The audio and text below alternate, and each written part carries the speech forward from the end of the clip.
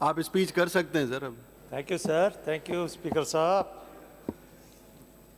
मैं आपका तहे दिल से शुक्रगुजार हूँ स्पीकर साहब कि आपने मुझे 24 और 25 के बजट पर बात करने की इजाज़त दी। स्पीकर साहब, मैं पहले ये बात करता चलूँ कि मुझे 10 मिनट से थोड़ा ज़्यादा टाइम दिया जाए और ये आपकी मेहरबानी होगी। सईद गनी साहब ने 10:30 का है, 10:30 मिनट दे दूंगा आपको, आप प्लीज़ स्पीच करें। अच्छा, इसमें ज़रा मैं क्योंकि ये मेरा 21वां बजट है, मैं 2002 से लेकर टिल नाउ आ रहा हूँ और एमपी बन रहा हूँ अल्हम्दुलिल्लाह। और मैंने 5 साल अपोजिशन में भी गुजारे, फिर उसके बाद मैं गवर्नमेंट में ही रहा। मुझे याद है जब मुशर्रफ का दौर था और मुशर्रफ के दौर में एक लोकल बॉडीज़ का एक लॉ बनाया गया था जो ज़िले के गवर्नर बनाए गए थे। 2001 का डेवलपमेंट प्लान एक उन्होंने तय किया था जिसमें मेयर साहिबान बनाए गए थे डिस्ट्रिक्ट के और फिर टाउन के, और इस तरीके से उन्होंने मेयर नाज़मीन जो बनाए थे। उस दौरान इन लोगों ने जो सबसे बड़ा काम, गलत काम जो मैं से कहता हूँ किया, उसमें एजुकेशन की डेवलूशन कर दी, हेल्थ की डेवलूशन कर दी, रेवेन्यू की डेवलूशन कर दी, मुख्तलफ जो अदारे थे उनकी डेवलूशन करके पूरे के पूरे नाज़िम को पावर दे दिए गए और वो अदारे आज तक सुधर नहीं पाए। आज तक वो सुधर नहीं पाए, वो अदारे तबाह हाल हैं। और मैं देख रहा हूँ कि यहाँ हमारे जो मेंबर साहिबान राइट पर जो बैठे हुए हैं, इनको ये भी पता नहीं है कि अब्बासी शहीद कौन चला रहा है, फलां कॉलेज कौन चला रहा है। बहुत सारे अदारे कराची के केएमसी के हवाले हैं, जो केएमसी के तारीख में पहली मरतबा केएमसी का मेयर पाकिस्तान पीपल्स पार्टी का हुआ है और इंशाअल्लाह ताला वो मेयर रात दिन काम कर रहा है। और इंशाअल्लाह जो हमारे अदारे जो केएमसी के अंदर हैं उसके अंदर अच्छे तरीके से काम कर रहा है, उसमें डेवलपमेंट जो हो रही है उनके अंदर, वो इंशाअल्लाह सिंध गवर्नमेंट से भी पैसे ले रहे हैं और केएमसी ये काम कर रही है। अब जब लॉ एंड ऑर्डर की बात की गई, मैं तो हैरान हूँ, परेशान हूँ। लॉ एंड ऑर्डर की जो बात की गई, जब मुझे याद है 2002 में जब हम यहाँ असेंबली की तरफ आते थे, यकीन करो हमें ये पता नहीं होता था वापस जाएंगे कि नहीं जाएंगे। ये हाल होता था उस ज़माने में। हमारे बहुत सारे अच्छे लोग, जो अच्छे तारीखदान लोग, अच्छे सियासी लोग, अच्छे डॉक्टर, अच्छे इंजीनियर शहीद कर दिए गए।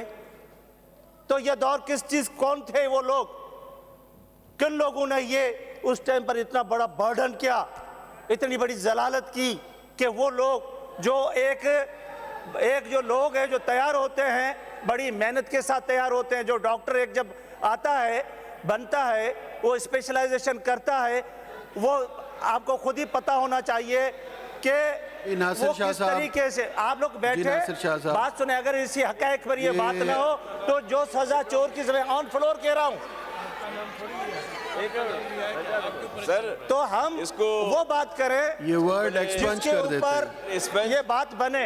हम सारी चीज ये कर रहे हैं कि जो एक साजिद साहब 1 मिनट, आप सर 1 मिनट सर, इसको एक्सपेंस करने के लिए कह दिया, इस वर्ड को एक्सपेंस कर दें। लेकिन साजिद साहब ने तो किसी का नाम नहीं लिया, आपका नाम तो नहीं लिया, आप क्यों परेशान हो रहे हैं? आपके लिए नहीं कहा, लेकिन उस लफ्ज को इसमें क्योंकि चोर वर्ड एक्सपेंस, शबीर साहब वर्ड एक्सपेंस हो गया, तो आप बैठ जाएं। मैं तो उस जमाने की बात कर रहा हूं जब मुशर्रफ का दौर था। साजिद साहब, आप जरा प्लीज अपनी स्पीच में वर्ड्स को आप जरा काबू में रखें। सर मैं एक जो लॉ एंड ऑर्डर की अगर बात होती है तो मैं एक तारीख याद करवा रहा हूं सर, ठीक है। आज अगर मैं एक सजेशन दे रहा हूं कि लॉ एंड ऑर्डर तब सही हो सकता है लॉ एंड ऑर्डर इस सिंध के अंदर, खुसूसन कराची के अंदर तब सही हो सकता है जब गैर मुल्कियों को यहाँ पर कंट्रोल किया जाए। जो गैर मुल्की यहाँ रह रहे हैं, जो मुशर्रफ के दौर में बहुत सारे लोग इधर कर आबाद हुए, फिर उसके बाद अफगानी, बर्मी और दूसरे लोग जो आबाद हुए, उनको निकालने की ज़रूरत है। यहाँ से उनको यहाँ से निकाला जाए ताकि यहाँ पर लॉ एंड ऑर्डर अच्छा हो। तब तक ये लॉ एंड ऑर्डर अच्छा नहीं होगा।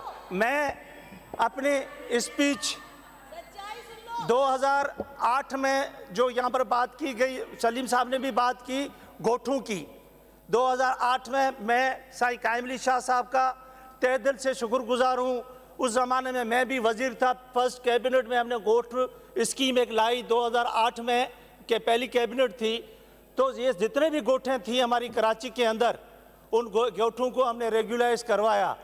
अब क्योंकि ये चेंज हुआ, केएमसी आ गई पूरे, यानी मलीर के अंदर पहले डिस्ट्रिक्ट काउंसिल थी, तो अब वहाँ पर भी अर्बन एरिया हो गया है, केएमसी आ गई है। तो वहाँ पर ज़ाहिर बात है उन गोठों को दोबारा उनका लॉ चेंज करना पड़े। केएमसी का लॉ अलग है और अर्बन का और रूरल के लॉ का टकराव हो रहा है। तो उसमें मैं इंशाअल्लाह ताला सीएम साहब को भी कहूँगा कि ये लॉ जो चेंज करके हमें जो गोठे हैं, और आपको खुद ही पता होगा सोशल मीडिया पर भी चला था कि तकरीबन मलीर की 45 गोठों के ऊपर एक अटैक हुई थी, 45 गोठों के ऊपर। फिर वो गोठ वाले चले गए थे हाई कोर्ट में कि ये गोठे यहाँ से खाली की जाए। ये गोठे को आज की गोठे नहीं है, ये अंग्रेज के दौर से भी पहले की गोठे हैं जो आबाद हुए हैं, क्योंकि वहाँ कम्युनिटी या कलमती कम्युनिटी है, या गबोल कम्युनिटी है, या जोखियो कम्युनिटी है। ये तारीखी कौमें यहाँ पर रहती हैं। जो दोस्त कहते हैं ना कि कराची पता नहीं क्या, कराची के पैसे खा गए, ये कर गए, हम सन ऑफ सॉइल हैं। हमारी यहाँ पर कराची की 700 साल की तारीख है हमारी यहाँ पर। हम कोई कल के यहाँ से कोई बिछड़ कर वहाँ से नहीं आए, हम यहाँ पर कराची के अंदर 700 साल से रहते हैं। तो हमें वो न सिखाया जाए कि कराची क्या, इसमें तो हम आवाज़ उठाएंगे कराची में क्या हो रहा है क्या नहीं हो रहा है। हमें जो हमारे बड़े थे उन लोगों ने यहाँ ज़मीनें दी लोगों को आबाद करने के लिए, या पीर मुजीब बैठे हुए हैं, इनके दादे ने यहाँ पर ज़मीन दी। ये जो सब्जी मंडी है, PIB कॉलोनी किसने दी? तो हम लोगों ने कुर्बानियाँ दी। सबसे बड़ी कुर्बानियाँ हम लोगों ने दी कि हमने अपने घरें दी, इनको अपने मकान दिए उनको रहने के लिए। हम हमारे भाई हैं, वो हमारे भाई हैं, हम आज भी उनको अपना भाई तस्लीम करते हैं। हमें ऐसी कोई चीज़ नहीं है कि हम कोई वो गैर उनको समझते हैं, हमारे भाई हैं। क्योंकि ये सबसे बड़ा जो सबसे बड़ी कुर्बानी अगर दी वो सिंध ने दी सबसे ज़्यादा कुर्बानी, जिसमें आपको तकलीफ हो रही है, थोड़ा आप चुप करके सुने। सबसे ज़्यादा कुर्बानी। अच्छा, इसमें हमें जो कहने का मकसद ये है कि हमें लीज जो ज़मीन है हमारी, जो 30 ईयर्स लैंड है हमारी, वो 2022 में उसकी लीज ख़त्म हो गई है। मेहरबानी करके मैं सीएम साहब को ये रिकमेंडेशन करूंगा, ऑर्डर इन द हाउस, हमारी जो जमीन आपका है, नाम नहीं लिया गया, आपका नाम लिया गया है, नहीं लिया गया तो आप बैठ जाएं। हमारी जो जमीन है, आप वो स्पीच करने दें, आप बोलें तो आप भी बोलिएगा। इस तरह हाउस का माहौल खराब ना करें आप प्लीज बैठ। इनडायरेक्ट आपको बोल रहे हैं, आपको लगता है कि आपको बोल रहे हैं, ये गलत तासुर यहाँ से नहीं जाना चाहिए प्लीज। 2022 में हमारी वो लीज खत्म हो गई है लैंड की, तो मेहरबानी करके मैं रिकमेंडेशन करूंगा कि ये हमारी जो लैंड है, पूरे मलीर के जो लोग हैं जो एग्रीकल्चर करते हैं, उनको एक्सटेंड किया जाए। इसके अलावा सर मैं ज़रा ये बात करूंगा कि अपने हलके के बारे में। मेरे हलके के अंदर तकरीबन स्कीमें हमने जो दी थी वो स्कीमें हो गई हैं। कुछ स्कीमें जो क्लियर होनी है, जो 6-7 साल से चल रही है, वो सीएम साहब ने अच्छा फैसला किया, कैबिनेट ने अच्छा फैसला किया कि अब हम न्यू स्कीम कोई भी न रखें, जो हमारी पुरानी स्कीमें हैं उनको हम क्लियर करवाएं। ये बहुत अच्छी बात है। उसमें हमारे कुछ कॉलेजेस हैं, हमारे कुछ हॉस्पिटल्स हैं। मैं अदी अजरा का तहे दिल से शुक्रगुजार हूँ जिन्होंने गडाब हॉस्पिटल स्टार्ट करके दी, हमें दम्बाकोट हॉस्पिटल स्टार्ट करके दी। अब सिर्फ एक हॉस्पिटल हमारी है जो नेशनल हाईवे के ऊपर है, उसको अगर हमें स्टार्ट करके दिया जाए, जो अब तकरीबन फाइनल मराइल में है, वो हमें स्टार्ट करके दी जाए, ताकि ये पूरा ठट्टा आपके साकरो वगैरह ये जितने भी एरियाज़ हैं और मलीर उसको ये कवर करेगी, हॉस्पिटल एक्सीडेंट जो होते हैं उसमें। अच्छा, इसमें सर एक ट्रांसपोर्ट के हवाले से, ट्रांसपोर्ट में आपने भी बड़ा अच्छा काम किया जब आप ट्रांसपोर्ट के वजीर थे। उसमें फिर शर्जील मेमन साहब आए, उसका मैं शुक्रिया अदा करूँगा कि हमें रूट दिया, गुलशन हदीद का रूट दिया, और इसके अलावा हमें काठौर तक का जो रूट दिया है। अब कुछ चीज़ें और भी हैं 2-2, 3-3 किलोमीटर आगे, जिस तरीके से खोपरा पार तक जो रूट दिया है उससे हमें 3 किलोमीटर आगे बढ़ाकर मेमनगोट तक दिया जाए, उसमें मिनिस्टर साहब बैठे हुए, तो ये दिया जाए। इसी तरीके से जो गुलशन हदीद वाला जो रूट है वो अगर हमें गगर तक दिया जाए तो ये उनकी मेहरबानी होगी, क्योंकि इसमें पाकिस्तान पीपल्स पार्टी ने बड़ा काम किया है ट्रांसपोर्ट के हवाले से। इनको तो शुक्रगुजार होना चाहिए पाकिस्तान पीपल्स पार्टी का। मैं न मानूं तो इसका कोई जवाब है भी नहीं।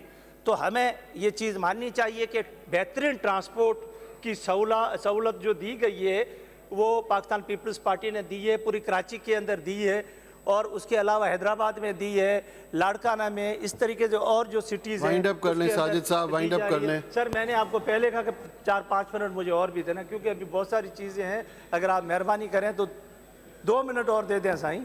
वाइंड अप कर लें आप स्पीच। अच्छा, मैं वाइंड अप कर रहा हूँ। अच्छा सर,